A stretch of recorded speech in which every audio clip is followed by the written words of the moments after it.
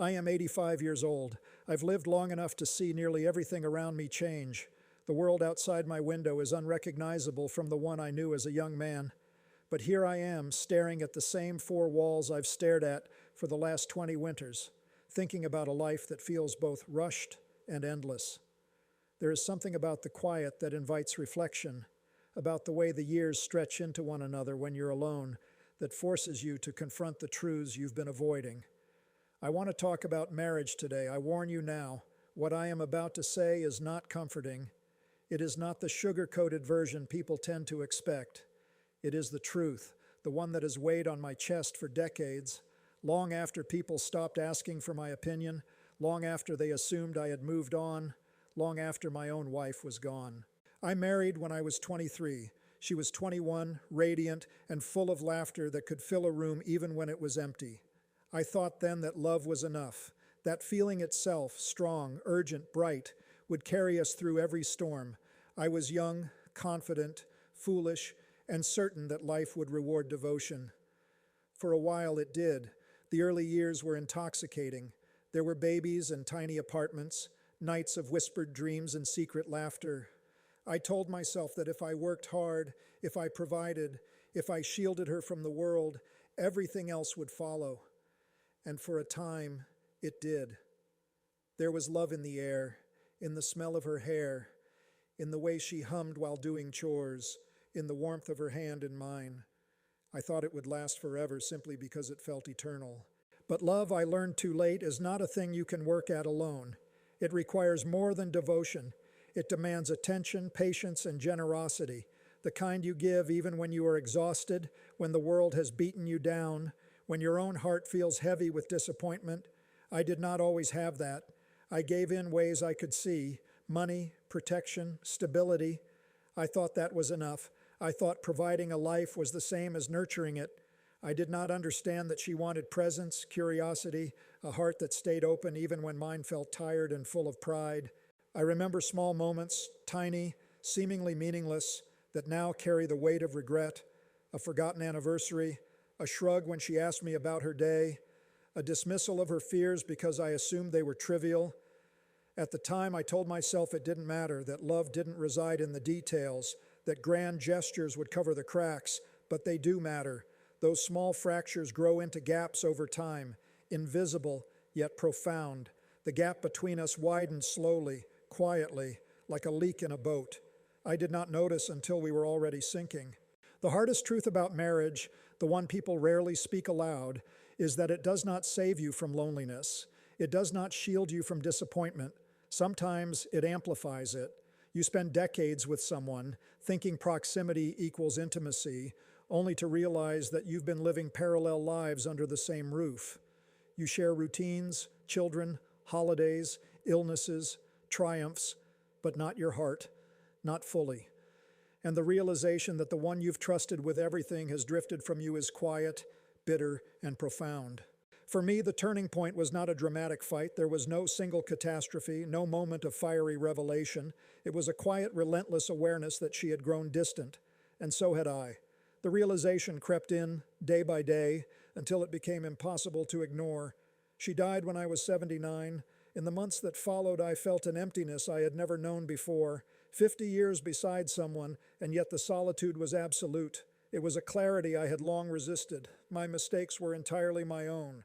My pride, my assumptions, my inattentiveness. Time does not forgive. Love does not repair itself when neglected. I look back now, at 96, and see the years I could have spent differently. I think of the conversations I never had, the hands I didn't hold, the words I withheld because I thought them too small to matter. Every morning coffee I didn't share, every walk I let pass without noticing her, every meal eaten in silence when I could have asked about her day, they accumulate, a weight that grows heavier with each remembered omission, and I cannot reclaim it.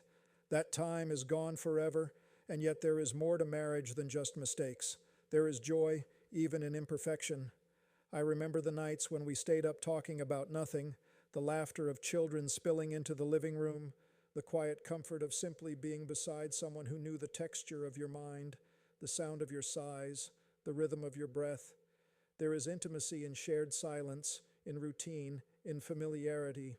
But I did not always nurture it, and so it became fragile, almost invisible until it was gone.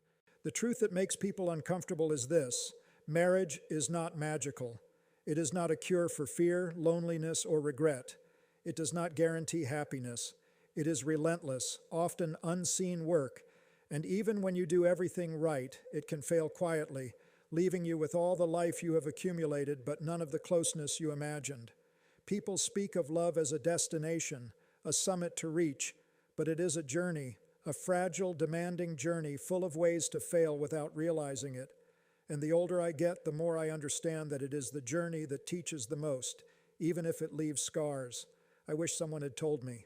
I wish I had understood that being present, listening attentively, being willing to change, mattered more than any promise or declaration of feeling. I wish I had asked questions I was too proud to ask, listened harder, apologized sooner, and shared my own vulnerabilities instead of hiding behind stability and provision. I have learned the quiet lessons of age, of solitude, of reflection, that love is not only about presence, but about attention. That time is precious, not because it is fleeting, but because every missed opportunity to connect is permanent. That people cannot read your heart unless you speak, act, and offer it fully, not in fragments. That silence, if left unchecked, can become a chasm. Now, at 96, I live alone. The house is quiet. The photographs on the mantel smile at me like ghosts of the life I lived. I talk to them sometimes because the living no longer fill the space I once shared. I think of marriage often and of how it acts as a mirror. You see yourself in ways that are uncomfortable, demanding, and humbling. It is a lifelong lesson, often learned too late, but one that shapes you nonetheless. I recall moments of tenderness, moments of connection I almost didn't notice. A hand on my shoulder when I was discouraged, her laughter at a joke I didn't think was funny. The quiet evening walks, when words were few but presence was everything. Those moments, small as they were, became the true measure of a life lived together. If only I had noticed more. If only I had held on tighter, even when it felt inconvenient. Marriage, I realize, is not about grand declarations. It is about showing up again and again in the mundane and the ordinary. It is in asking about her day, in noticing her favorite flower, in listening when she speaks, even when the world presses in with its noise. Love is in the tiny gestures, in patience, in empathy, in persistence. And neglecting these is not only a loss for the other person, it is a loss for yourself, a missing thread in the fabric of your own life. I have thought often about regret. I am familiar with its weight, but I have also learned to recognize the moments that matter, even if they are late. Even now, I try to honor the lessons she left behind.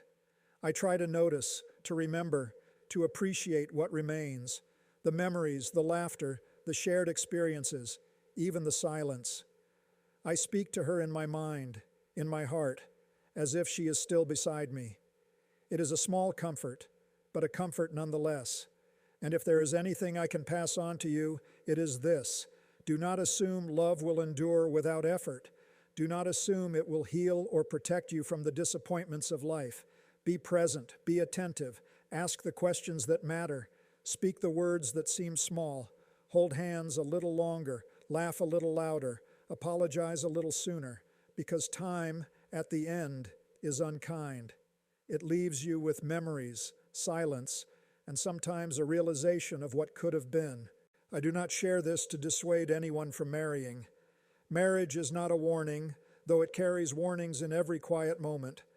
I share it because I wish I had known these truths, because I wish someone had guided me through the invisible pitfalls, because I want you to notice the small things before it is too late. I want you to understand that love is not magic, but effort.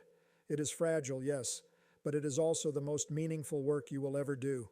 At 96, speaking these truths is as close to connection as I have left. The world has changed. The people I loved are gone, and yet in reflection, there is clarity. I see where I failed, where I succeeded, where I simply existed. I see the gift of life, even when it comes with the bitter taste of missed opportunities.